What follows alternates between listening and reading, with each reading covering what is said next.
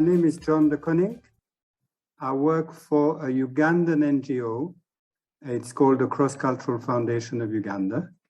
I know for some of you I don't look very Ugandan, but actually I'm one of them.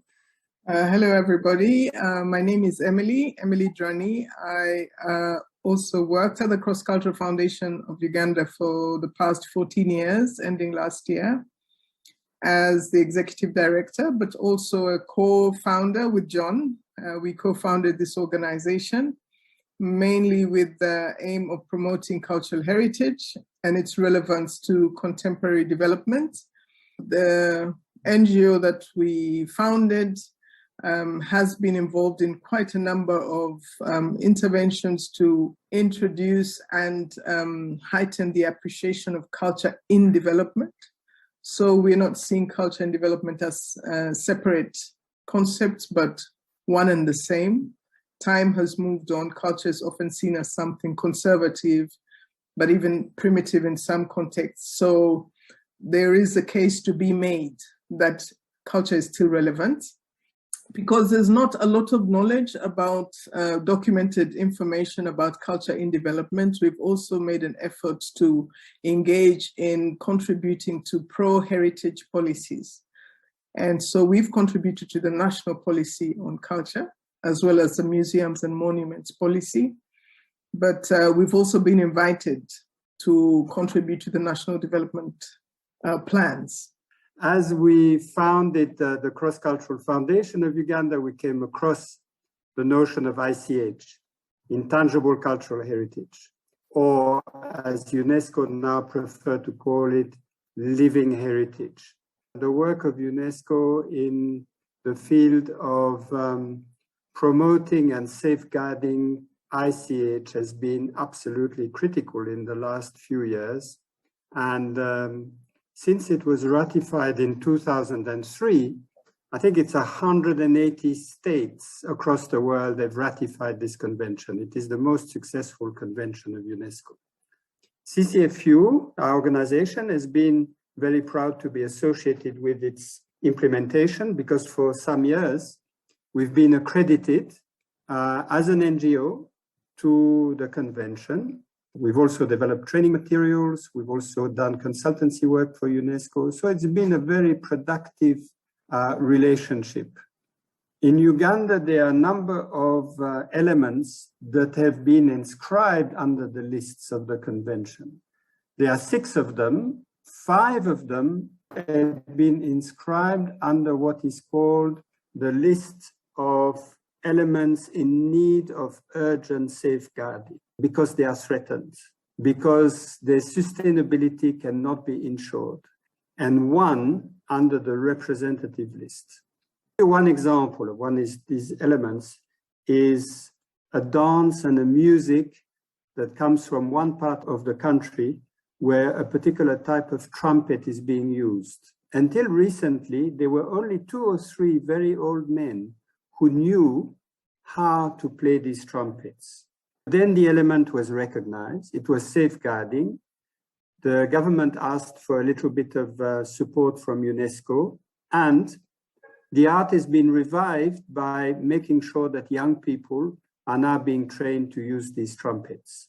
Generally speaking, one can say that in Uganda, there's little recognition that intangible cultural heritage must absolutely be safeguarded. It is vital for the future of the country. And the problem is that the traditional transmission mechanisms from one generation to another of the skills and practices and other dimensions of intangible cultural heritage are withering away. There is also, we find in Uganda, there are also some religious groups that tend to feel that culture is something that is unhealthy, that is should be disregarded, that does not belong to modern man or modern woman. And these are powerful groups that tend to associate culture with witchcraft and other negative elements. there is a feeling that culture, contrary to what the Convention of UNESCO says, that culture is actually a brake on development.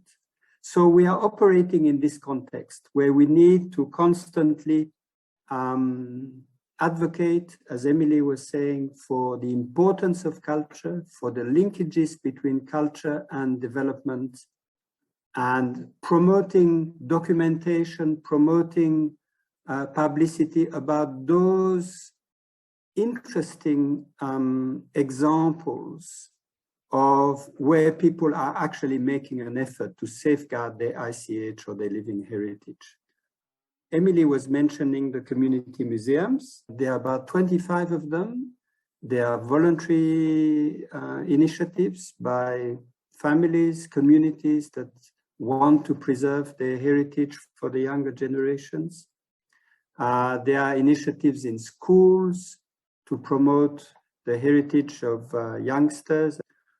There's also a realization that traditional crafts can bring money, can bring employment, but also in daily life. You know, you can't wipe out people's culture and heritage. So, for instance, when there is a dispute in a particular village, the role of the cultural institution or the role of the clan is still recognized in bringing a form of justice that is very different from the form of justice that you go to look for in a court of law. Many of our young people, especially because of information and communication technology, they're exposed to so many other diverse cultures. There are also lots of new materials on the market in terms of what you use when you have cultural practices. Traditional instruments for music are being replaced by modern instruments. So in terms of ICH, globalization has been great in terms of opening up so many options, but where the transmission is weak, I think it has actually weakened it even more, because some of the practices and the instruments and the materials that were used have been overtaken by modern ones. One of the areas that we thought we should also talk a bit more about is our work in education. And this stems from the concern that many communities felt there's a disconnection between the youth, because they're in school, in modern education systems that don't include culture, and their heritage. That motivated us to start heritage clubs, mainly targeting young people and changing the attitudes they have towards culture, seeing it as an opportunity to create, innovate, to have a sense of themselves, of their identity. With support from UNESCO, CCFU was able to work with 4 universities in Uganda, and together with a team of lecturers, come up with a degree course. Now, they looked at the different courses that are offered in our universities here, and where culture fits more organically, but also where it's lacking. And they came up with a course that is comprehensive. So unfortunately, because of COVID, they've not been able to roll this course out. But once we finished drafting the course, we had public lectures to test the interest of students, but also to introduce the concept of ICH and living heritage and culture. There are a number of issues that we had to take into account. One was attitude towards heritage.